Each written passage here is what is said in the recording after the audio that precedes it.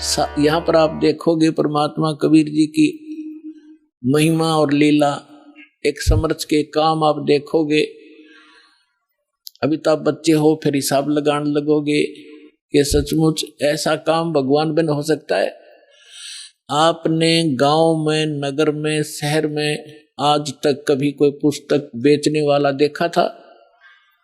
परमात्मा के बच्चों के अतिरिक्त कोई प्याज बेच दे, कोई हरी मिर्च बेचता देखा होगा, कोई टिंडे बेचनिया भी मिल रहा होगा, पुस्तक बेचनिया नहीं मिल रहा। बेचना नहीं है, ये तो वैसे एक परमार्थ के रूप में सेवा कर रहे हैं, बेचते नहीं है। इस पुस्तक की कीमत नहीं बता सकते, लेकिन गांव गांव में ये भेज रहे हैं। तो परमात्मा का आदेश है ये, और लेने वालों की कमी नहीं। परमात्मा के बच्चों को प्रेरणा भी परमात्मा ही करता है कि देखेंगे पढ़कर इसमें क्या लिखा है। एक बार पढ़ ली तो फिर उसमें तो सब कुछ लिखा है, फिर तो सतलोक आश्रम बरवाला जिला इशारा कर रुकेगी बात, माँ पुस्तक न पढ़ लेगी तो ज्ञान गंगा ने। तो परमात्मा क्या बोला था उस समय 600 वर्ष पहले पुण्यात्माओं, उसका एक एक वचन 100 का 100 सत्य होगा, किसी डूम बाट के गीत नहीं, समर्थ का वचन है, जिसके एक वचन से सूर्य और पृथ्वी और सब ब्रह्मांड चल रहे हैं। पृथ्वी एक सेकंड का भी आगा पीछा नहीं करती, अरबों वर्ष हो गए इसने घूमती ने, कोई लुब्रिकेशन नहीं, कोई इसकी मेंटेनेंस नहीं, और कोई इसको घुमाने वाला नहीं। उस समर्थ के वचन से ये चल रहे हैं, सब ब्रह्मांड रुके हैं। उस ब्रह्मांड, उस समर्थ का ये वचन है कि घर घर देखो बोध विचारा। बोध माने ज्ञान, भक्ति मार्ग का घर घर में चर्चा चलेगी मेरे ज्ञान की, और सत नाम सब ठोर उचारा। ओए होए, सतनाम का सब घर घर देखो बोध विचारा। घर घर में परमात्मा की चर्चा चलेगी, बच्चा बच्चा उसके गुणगान करेगा, और सब जगह परमात्मा के सतनाम का, 2 अक्षर के नाम का जाप हुआ करेगा। अब देखो पुण्यात्मा, हलवा बनावे हम, और महक जाओ पड़ोसियां के भी, यानी उनको कितना अच्छा लगता है, उनको भी आनंद आता है उस हलवे की महक से, सुगंध से, जो गंध जाती है सुगंध। तो इसी प्रकार मंत्र करोगे जाप आप, और आनंद आओगा दूसरे साथ बैठे ने भी। अब वो लाभ तो नहीं ले सकता जो हलवा बनाने वाला, जो घर में हलवा बना रहा है, वो हलवा खाकर आनंद ले रहा है, और पड़ोसी ने केवल महक प्राप्त होगी, और वो भी अच्छी है। एक तो घर में दारू काट है, शराब बनाओ तो पड़ोसी का भी नशा हो, कुंडा लग गया, उसने छींक आवे। अरे घर में हलवा बने तो पड़ोसी तो अच्छी ही वो जाती है उसकी संदेश। तो इसी प्रकार जो सुमन करोगे, वो तो हलवा तो आप खाओगे, लेकिन उसकी महक पड़ोसी को भी आभास होगा उसको। तो इस प्रकार इस परमात्मा का मंत्र घर घर में चलेगा। कोई बस में बैठे जाते हो, ट्रेन में बैठे हो, कोई सिमरन कर रहा श्वास का, कोई कर रहा प्रथम मंत्र मन मन में, तो पास में बैठे यात्रियों के भी उसका प्रभाव पड़ेगा, और एक ना एक दिन उनके पाप नाश होंगे वो, और आत्मा जागेगी। इस प्रकार से परमात्मा ने पूरे विश्व को, अपने बच्चों को शरण में लेना ही लेना है। चाहे आज कोई हिंदू है, चाहे कोई मुसलमान है, चाहे सिख है या ईसाई है, हम बगैर ज्ञान के बढ़ते चले गए।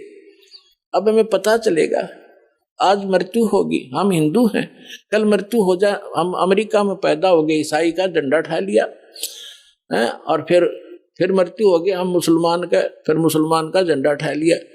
हम हैं कौन, हम आए कहाँ से हैं, मनुष्य जीवन का उद्देश्य क्या है, तो ये इस तत्व ज्ञान से पता चलेगा। फिर क्या बताया परमात्मा ने कि कलयुग बीते 5500 पाचा, तब ये मेरा वचन होगा साचा।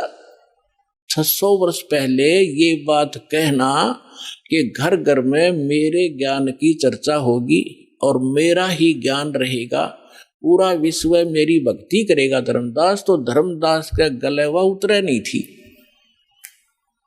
तो परमात्मा ने कहा कि कलयुग बीते 5500 पाचा, तब ये वचन मेरा होगा साचा।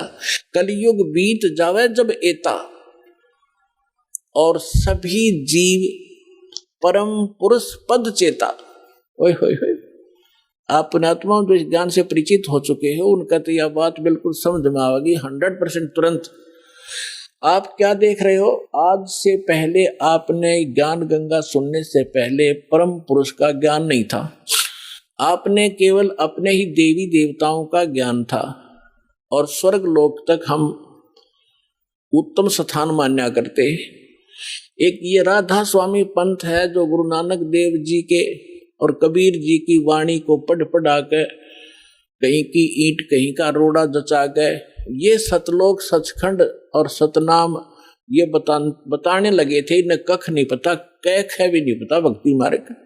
ये क्या बताते हैं? सतलोक में परमात्मा निराकार है, चेतन ही चेतन है, प्रकाश ही प्रकाश है। और फिर सतलोक कैसा है, सतनाम क्या है, सारनाम क्या है, सार शब्द क्या है, सतलोक क्या है, सतपुरुष क्या है। इनके परम धनी के वचन है शिवदयाल जी के, जिससे राधा स्वामी धन धन सतगुरु सच्चा सौदा दनो दादा जय गुरुदेव निरंकारी परंकारी जितने पंथ हैं ये उसी से निकले हैं, उसी के आधार से। वो क्या बताता है कि वही सतनाम है, सतनाम वही सतपुरुष है, सतनाम ही, और सतनाम ही सतलोक है, सतनाम ही सार शब्द है, सतनाम ही सतपुरुष है, सतनाम ही सार नाम है। कख है इनको पता। तो अब कहते हैं परमात्मा ने कहा है कि कलयुग बीत जावे जब एता और सभी जीव परम पुरुष पद चेता।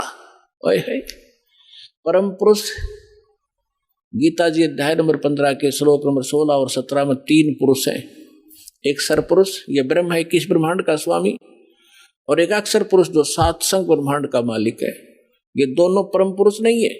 इसलिए गीता अध्याय नंबर 15 के श्लोक 17 में तुरंत कहा है कि उत्तम पुरुष है तू अन्य परमात्मा इति उदाहरते है। ये लोग धर्म अविश्य विवर्ती अवैश्वर है कि वो परम पुरुष तो कोई और है। उत्तम पुरुष, उत्तम माने श्रेष्ठ, परम माने श्रेष्ठ, परम पुरुष, उत्तम पुरुष, श्रेष्ठ पुरुष, पुरुष माने परमात्मा।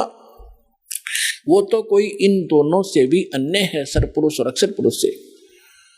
और वही तीनों लोकों में प्रवेश करके सबका धारण पोषण करता है। गीता अध्याय नंबर 18 के श्लोक 62 में कहा कि अर्जुन तो सर्वभाव से उस परमेश्वर की शरण में जा।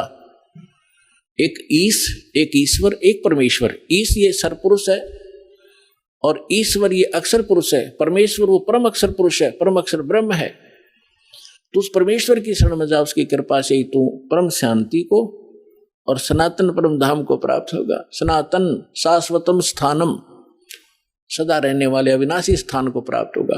गीता अध्याय नंबर 15 के श्लोक नंबर 4 में कहा कि तत्वदर्शी संत की प्राप्ति के उपरांत उस तत्व ज्ञान रूपी शस्त्र से अज्ञान रूपी अंधकार को काटकर उसके पश्चात परमेश्वर के उस परम पद की खोज करनी चाहिए, जहां जाने के बाद साधक फिर लौटकर संसार में कभी नहीं आते।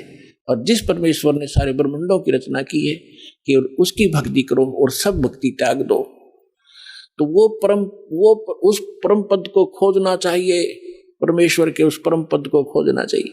तो यहां परमात्मा वही बात कह रहे हैं कि कलयुग बीत जावे जब एता और सब जीव परम पुरुष पद चेता, उस परम पुरुष के उस परम पद की के सभी परिचित हो जाएंगे, उसके सभी ज्ञाता हो जाएंगे कि कोई सतलोक है जहां परमात्मा रहता है। वहां जाने से हमारे को सब सुख मिलेंगे, जन्म और मृत्यु का ये झंझट मिटेगा।